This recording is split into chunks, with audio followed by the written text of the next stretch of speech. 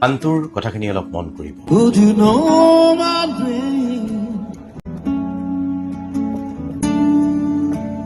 if I saw you in heaven? Would it be the same if I saw you in heaven? এতিয়া এইখিনিকে অসমীয়াত কৈছোঁ। মই যদি তোমাক স্বৰ্গত দেখোঁ তুমি মোৰ নামটো ক'ব পাৰিবানে? মই যদি তোমাক স্বৰ্গত দেখোঁ সকলো একেই থাকিবনে? এৰিক ক্লিপ্টন আৰু উইল জেনিংছৰ লিখা টিয়াৰ্ছ ইন হেভেন গীতটোৱে ছিংগাপুৰত শেষবাৰৰ বাবে গাইছিল জুবিন গাৰ্গে। মৃত্যুৰ আগদিনা স্বৰ্গত দেখা হোৱাৰ কথা থকা গীত গাইছিল জুবিন গাৰ্গে। এৰিক ক্লিপ্টনে 4 বছৰীয়া পুত্ৰৰ মৃত্যুৰ পিছত এই গীত লিখিছিল, কথা লিখিছিল।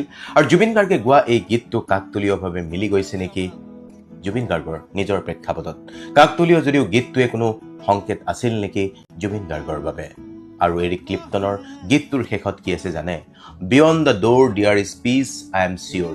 দুৱাৰৰ সিপাৰে শান্তি আছে মই নিশ্চিত। And I know' there will be no' tears in heaven. আৰু মই জানো স্বৰ্গত আৰু কোনো চকুলো